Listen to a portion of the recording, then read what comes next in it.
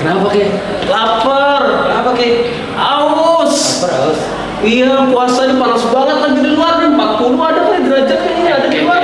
Tahu nggak? Nggak tahu. Waktu zaman Rasulullah tuh apa-apa tuh sebenarnya cobaan apapun itu masih tetap berpuasa dan tetap bersemangat untuk beribadah. Mau nggak saya ceritain untuk ini apa saja sih kesabaran yang Rasulullah hadapi saat bulan Ramadan? Ya udah deh, biar gue lapar. Iya deh, Sok. Oke, siap. Yuk kita di sana aja deh. Yuk. Aduh, lapar banget. Santai. Apa sih? Udah jam segini, mokel aja yuk, mokel. Udah gak usah, bentar lagi mau buka. Tadi gimana tadi? Ada cerita Nabi tentang ini ya? Apa sih namanya? Ini ya cerita Nabi ketika puasa Ramadan ya? Ah, iya. Oh, iya. Kita sini biar Gimana nggak lapar tuh? saya. Oh iya, Gimana tuh ceritanya? sebelumnya saya akan bahas dulu ya tentang ibadah puasa itu ya. Jadi kalian tahu nggak sih ibadah puasa tuh kapan sih disyariatkan? Pas bulan Ramadan. Enggak, sebelum ditentukan. Oh, nggak tahu. Nggak tahu ya? Tahu ya? Nggak tahu. Nggak tahu. Jadi sebenarnya begini, puasa Ramadan terus waktu itu disyariatkan pada tahun kedua Hijriah, di mana sebenarnya para kaum kafir tuh sebenarnya sudah melaksanakan puasa-puasa. Cuman pada waktu itu juga Rasulullah diperintahkan oleh Allah Subhanahu wa taala untuk memerintahkan kaumnya untuk berpuasa di bulan Ramadan. Jadi sebenarnya puasa Ramadan juga disyariatkan untuk menahan lapar dan haus dan juga menahan hawa nafsu juga kayak. Hawa nafsu. Iya. Jadi sebenarnya bukan makan minum saja. Berarti hawa nafsu juga. Iya. Kalau mau sama perempuan hati-hati ya ngobrolnya. Iya. Nggak usah banyak ini, banyak deket-deketan. Iya. Yang penting-penting aja kalau mau ngobrol ya. Terus juga, oh iya, saya tadi membahas ini apa? Kisah Nabi ya. Oh iya benar. Jadi sebenarnya kisah Nabi itu pada awal-awal ini ya, awal bukan berbuka, sahur dulu ya. Iya. Mereka tuh sebenarnya sahur tuh hanya menggunakan kurma dan juga seteguk air. Kurma. Satu Kurma kurma doang doang. tuh kayak. Jadi nggak paling 3 kurma sih. Jumlahnya Tadi lu sahur pakai apa coba? Apa ya? Gak sahur. sahur tuh. Pantesan. Tapi sebenarnya kalau nggak sahur juga apa-apa. Yang penting bisa menahan Iya. nafsu ataupun Oke makanan deh. minum deh. Dan sebenarnya mereka juga walaupun hanya 3 kurma ataupun seteguk air itu mereka masih semangat untuk beribadah. Contohnya seperti Umar bin Khattab. Beliau tuh sebenarnya ya sedang berjalan di jalan Allah, sedang berperang. Namun beliau juga masih tetap berpuasa di bulan Ramadan tersebut. Terus juga ada juga sahabat seperti Sa'ad bin Abi Waqqas. Beliau juga berperang bersama Umar bin Khattab untuk memenangkan perang-perang tersebut. Dan di situ juga selain itu ketika berbuka pada bulan Ramadan, mereka juga hanya menggunakan seteguk air dan sepotong roti untuk berbuka puasa. Jadi kalian juga harus bersyukur karena diberikan banyak nikmat ya, kayaknya. Iya, siap. Mau seapapun itu, mau keadaan apapun itu, kalian juga masih kalah dengan keadaan sahabat-sahabat Nabi sebelumnya. Allah juga pernah berfirman pada Quran surah Al-Baqarah ayat 182, ada yang tahu gak? Gak ada yang hafal ya? Nggak ada. Apa tuh? Kalau nggak salah ya, a'udzubillahi minasyaitonirrajim. Ya ayyuhalladzina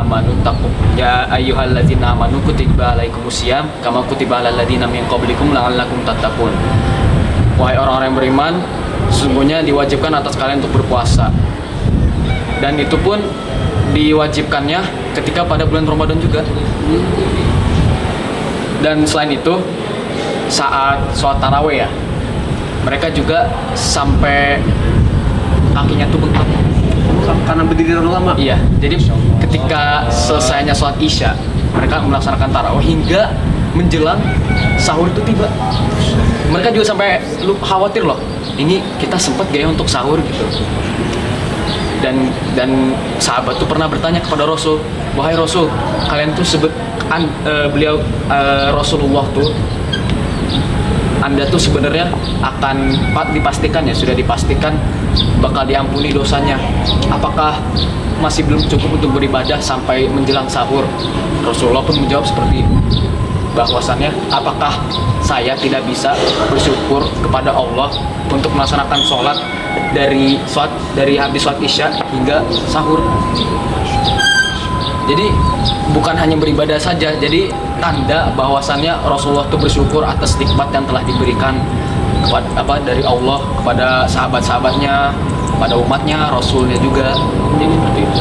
Jadi kalian juga harus bersabar ya, ya. Siap. Mau dalam keadaan apapun, dalam situasi sulit apapun, kita juga harus berpuasa. Karena itu pun sudah disyariatkan ya pada tahun kedua Hijriah.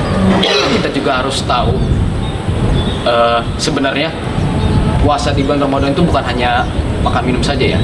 Jadi ketika ada bulan puasa Ramadan, kita juga bisa meningkatkan kualitas keimanan kita ya, seperti tilawah Al-Quran, menghatamkan Al-Quran ya. Oh iya, kalau kita nih udah hatam Al-Quran sampai berapa juz nih? Duh, saya mah baru jus ke berapa ya? 3 kalau nggak saya mah. Oh, kamu udah berapa nih? Berapa ya? 0. Jangan-jangan belum sama sekali nih. Ya gimana lah nanti lah. Jadi mau di tahun depan ya, mungkin dilaksanakan dengan giat lagi ya. Terus juga selain tilawah Quran, kalian juga bisa melaksanakan seperti berzikir kepada Allah. Mungkin astagfirullah beberapa kali, bisa lebih dari 100 kali juga bisa. Biar kalian tuh selalu meningkatkan ketakwaan kalian kepada Allah Subhanahu wa taala ya. Jadi seperti itu. Dan sebenarnya sahabat nggak lebih dari itu malah. Jadi mereka tuh juga menghatamkan Al-Quran sebanyak 7 kali. Jadi 30 juz berarti berapa kali tuh? 30 juz 7 kali. 7 kali kan ya? Jadi kita tuh juga harus bisa meneladani lah. Sebisanya lah, sebisa kita. Semampu kita dalam bulan Ramadan. Karena kan bulan ini kan dimana setan tuh kan ini ya, dia dikunci kan, pintu neraka dikunci. Jadi mereka tidak bisa menggoda kita kan saat kita berpuasa di bulan Ramadan kan. Jadi kita mulai dari bulan yang kesejukan ini, kita manfaatkan ya untuk berpuasa di bulan Ramadan seperti sahabat-sahabat kita yang terdahulu. Jadi gimana kayak udah mau beribadah lagi? Siap. Saya kayak bakal tahan nih sampai maghrib aman ke mokel. Bagus deh kalau begitu ya. Semoga kita selalu istiqomah ya untuk beribadah kepada Allah Subhanahu wa taala dan melaksanakan ibadah-ibadah yang telah diterapkan oleh Allah Subhanahu wa taala. Mungkin cukup sekian ya.